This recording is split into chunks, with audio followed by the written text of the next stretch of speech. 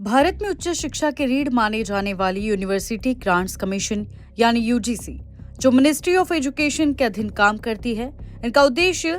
देश भर की यूनिवर्सिटीज को मान्यता देना, फंडिंग करना और शिक्षा की गुणवत्ता सुनिश्चित करना है। यूजीसी के जरिए ही तय होता है कि कौन सी यूनिवर्सिटी डिग्री देने के लिए अधिकृत है और कौन सी नहीं, ताकि छात्रों का भविष्य सुरक्षित रह सके। लेकिन हाल के दिनों में केंद्र सरकार द्वारा प्रस्तावित नए यूजीसी बिल को लेकर देश के कई हिस्सों में युवाओं और छात्र संगठनों का विरोध सामने आया है। छात्रों का कहना है कि इस बिल के जरिए यूजीसी की संरचना और शक्तियों में बड़े बदलाव किए जा रहे हैं, जिससे विश्वविद्यालयों की स्वायत्तता, फैकल्टी नियुक्ति प्रक्रिया और राज्यों की भूमिका पर असर पड़ सकता है। आंदोलन कर रहे युवाओं को आशंका है कि उच्च शिक्षा व्यवस्था का अत्यधिक केंद्रीकरण होगा और निर्णय लेने की प्रक्रिया दिल्ली केंद्रित हो जाएगी, जिससे क्षेत्रीय जरूरतों और स्थानीय शैक्षणिक समस्याओं को पर्याप्त महत्व नहीं मिल पाएगा। विरोध कर रहे छात्र संगठनों का ये भी आरोप है कि नए प्रस्तावों में शिक्षकों की नियुक्ति, प्रमोशन और एकेडमिक स्वतंत्रता से जुड़े प्रावधान स्पष्ट नहीं है, जिससे भविष्य में कॉन्ट्रैक्ट आधारित नौकरियों और अस्थायी नियुक्तियों का चलन बढ़ सकता है।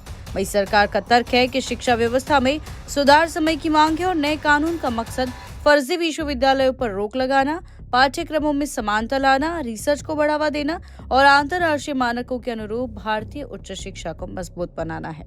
सरकार का दावा है कि मौजूदा व्यवस्था में कई खामियां हैं, जिनके कारण छात्रों को समय पर स्कॉलरशिप, गुणवत्तापूर्ण शिक्षा और रोजगारोन्मुखी पाठ्यक्रम नहीं मिल पाते। इसीलिए यूजीसी बिल के जरिए व्यवस्था को अधिक पारदर्शी और जवाबदेह बनाने की कोशिश की जा रही है। इस पूरे विवाद के बीच विशेषज्ञों की राय है कि यूजीसी जैसी संवैधानिक संस्थाओं में सुधार जरूरी है, लेकिन किसी भी बड़े बदलाव से पहले शिक्षकों, विद्यालयों, राज्यों और छात्रों के साथ व्यापक परामर्श होना चाहिए, ताकि सुधार थोपे हुए ना लगे बल्कि सर्वसम्मति से लागू हो।